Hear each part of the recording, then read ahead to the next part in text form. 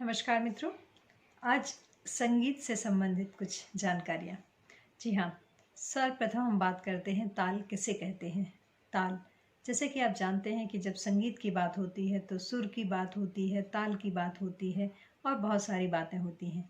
तो ताल हकीकत में क्या है? संगीत में समय पर आधारित एक निश्चित ढांचे को ताल कहते हैं और ताल के लिए ही हम तबला, मृदंग, ढोल, मंजीरे आदि का उपयोग करते हैं। ताल के कारण संगीत में क्रमिक, आरोह, अवरोह, विराम और आदि बहुत प्रभावशाली हो जाते हैं।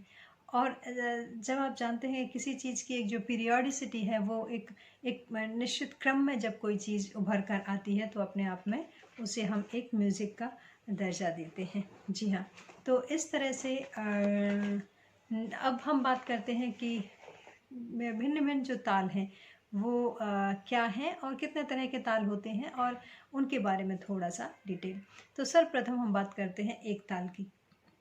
एक ताल ये मुख्यतः तबले पर बजाया जाता है और विविध लयों में बजाया जाता है। ये काफ़ी पॉपुलर है। इसे ख्याल में भी बजाते हैं, विलंबित में जो लय होती है, अति विलंबित में भी बजाते हैं, द्रुत लय में भी इसको बजाते हैं। यानी अधिकतर लयों में यदि हम कोई ताल यूज़ करते हैं तो वो एक ताल होता है। और एक ताल वैसे तो यदि हम देखें तो चार ताल, यदि मात्राओं से इसकी तुलना करें तो एक ताल चार ताल जैसा ही होता है। लेकिन अंतर ये होता है कि एक ताल के बोल जो होते हैं उसे हम बंद बोल कहते हैं और चार ताल के बोल को हम खुले बोल कहते हैं। जी हाँ, एक ताल में 12 मात्राएं होती हैं और ये 6 विभागों में बटी हुई होती हैं। और जब भी हम ताल की बात करते हैं, ताल किस तरह से हम इसको दर्शाते हैं, तो वो हमारे हाथों का जो है वो मूवमेंट होता है। तो हाथों के मूवमेंट के द्वारा हम ये बताते हैं कि जैसे यदि हम ढोलक की बात कर रहे हैं, यदि हम ढपले उसे क्या बोलते हैं, तबले की बात कर रहे हैं, तो उसमें जब आप तबला बजाते हैं तो जब वो थाप दी जाती है ना, उसको हम बोलते हैं कि ये आपने उसमें एक ताली दी है।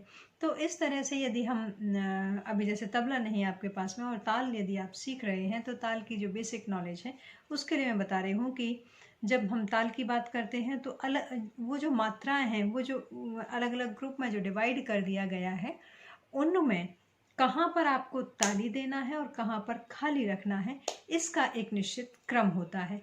तो यदि हम एक ताल की बात करें तो एक ताल में जैसे मैंने आपको बताया कि 12 तो मात्राएं होती हैं और 12 मात्राओं के साथ साथ ये 6 विभागों में बटा हुआ होता है। और इसमें ताली जो है, और ये 6 विभाग होंगे तो मात्रा 1 2 3 4 5 6 7 8 9 10 11 12 ऐसे करके तो हम पहला, पांचवा, नवा और 11वें नंबर पर हम इसमें ताली देते हैं। पहला, पांचवा, नवा और 11वीं। देखिए, मैं आपको एक ताल के बारे में बताती हूँ। धिन धिन धागे त्रिकट।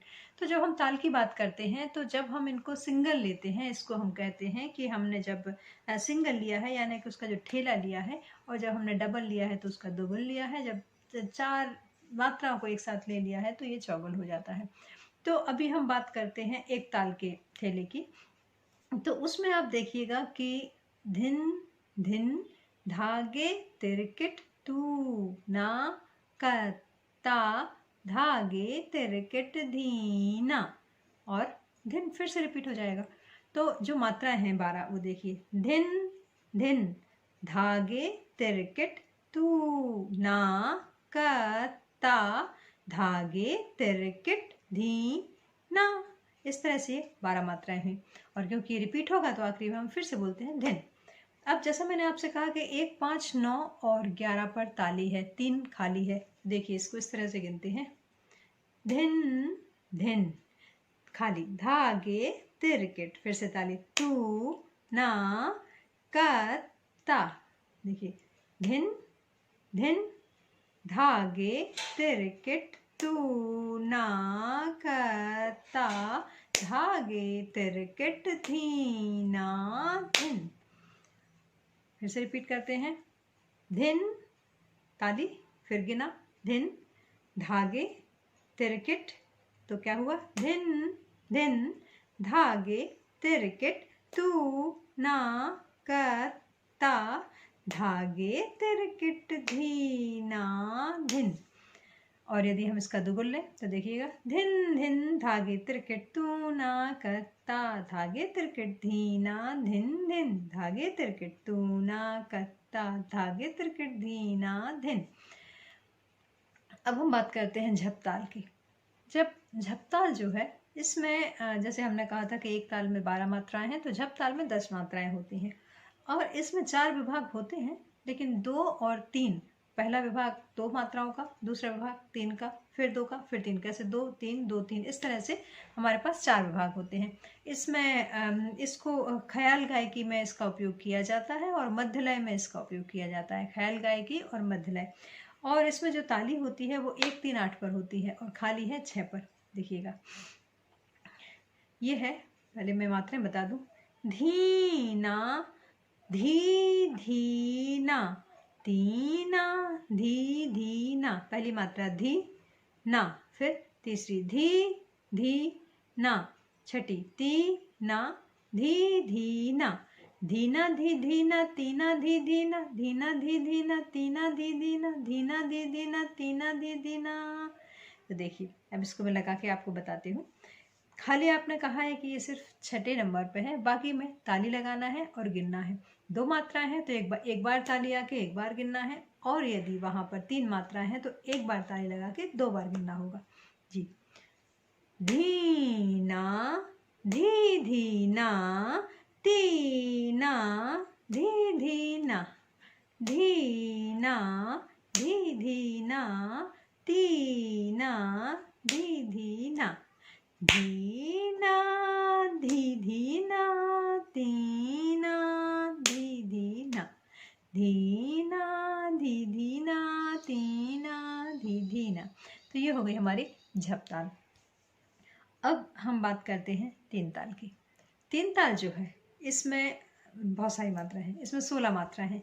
3 ताल में 16 मात्राएं होती हैं और इसके 4 मात्राओं के 4 विभाग हैं। एक समान रूप से इसमें मात्राएं हैं हर विभाग में, क्योंकि झपताल में हमने 2 3 देखा, लेकिन इसमें 4 हैं सब जगह। और द्रुत लय का उपयोग इसमें होता है, तबले पे ये बहुत ज़्यादा उपयोग होता है और इनफैक्ट अधिकतर गीतों में इसका उपयोग होता है, इसलिए हम इसे तालों का राजा भी कह सकते हैं, तालों का राजा इसे कहा जाता है। और 3 ताल का मतलब है यहाँ 3 ताली दी जाती हैं, 1 5 और 13 पर ताली है और ये 9 पर खाली है। 1 5 और 13 पर ताली, बाकी 9 पर खाली। जी हाँ, चलिए देखते हैं इसमें जो 16 मात्राएं हैं वो धा धिन धिन धा, धा धिन धिन धा, धा धिन धिन धा, धा तिन तिन ता, ता धिन धिन धा। तो धा धिन धिन धा, धा धिन धिन धा 2 बार रिपीट है, फिर धा तिन तिन ता है, फिर ता धिन धिन धा है।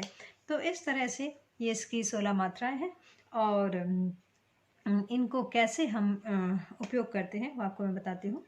इसमें 1 बार मार के ताली दे के 3 बार काउंट करते हैं हर विभाग में। धा धिन धिन धा, धा धिन धिन धा, धा तिन तिन ता, ता धिन धिन धा। तो 1 बार मारना है, 3 बार गिनना है। धा धिन धिन धा, धा धिन धिन धा, खाली है अभी, धा तिन तिन ता, ता धिन धिन धा। फिर से करते हैं रिपीट, धा धिन धिन धा, धा धिन धिन धा, धा तिन तिन ता, ता धिन धिन धा धिन। तो इस तरह से ये 3 ताल है जो कि तालों का राजा है, और इसके हमने जो ठेका जो है ठाए उसको हमने सुनाया। और द्विगुल जो है वो ऐसे होगी, धिन धिन धिन धा धिन धिन धा, धा धिन धिन धा, धा धिन धिन धा, धा धिन धिन धा, धा तिन तिन ता, धा धिन धिन धा, धा धिन धिन धा, धा धिन धिन धा, धा तिन तिन ता, ता धिन धिन धा धा। तो इस तरह से इसकी ये दुगुल होगी।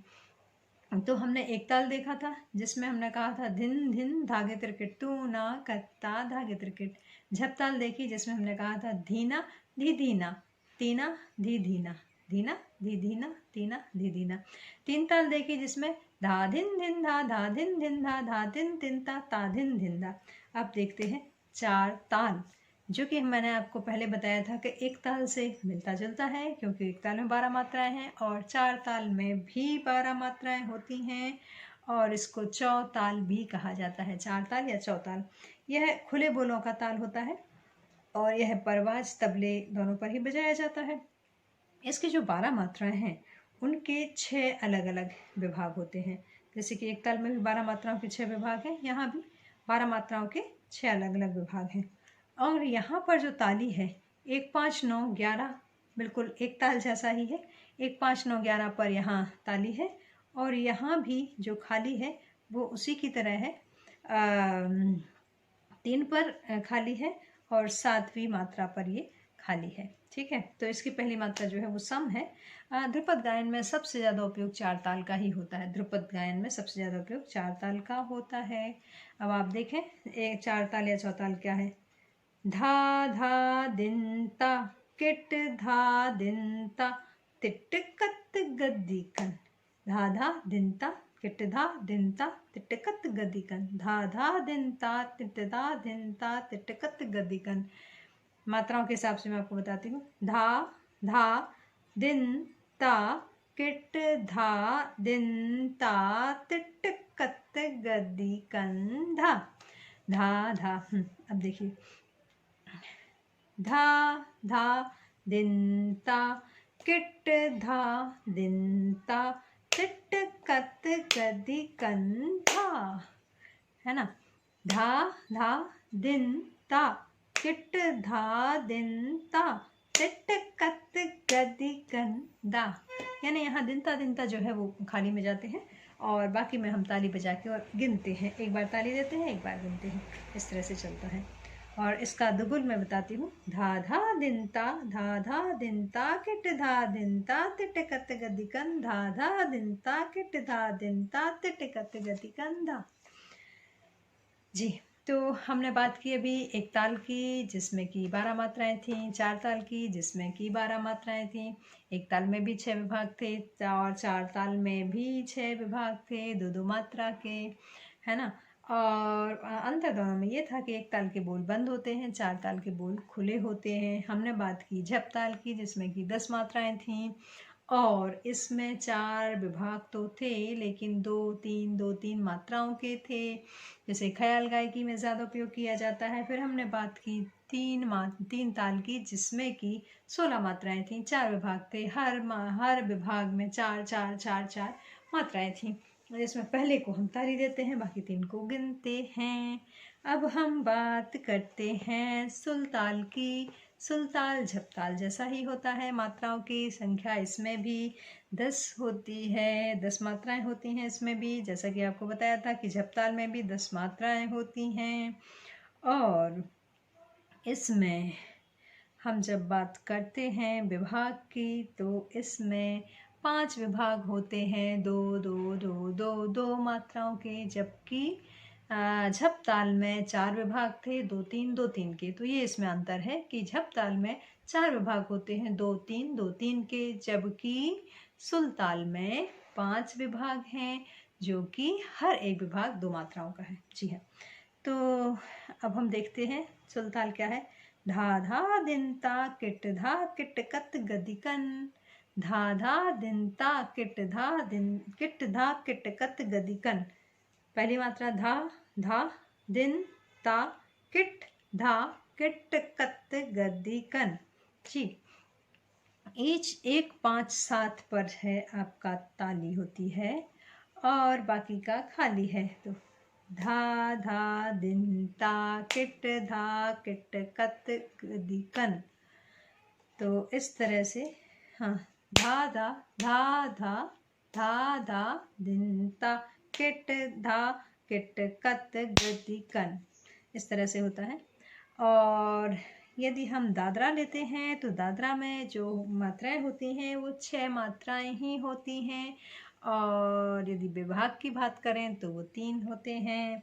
धाधीना धातीना, धाधीना धातीना, धाधीना धातीना, धाधीना धातीना। कहरवा में देखें तो उसमें भी 8 जो हैं वो मात्राएं होती हैं और 2 विभाग होते हैं। धागे नक दिन, धागे नक दिन, धागे नक दिन। धाधी ना धाती न कै, धाधी ना धाती न दादरा, और कहर बा धागे न तिनक दिन।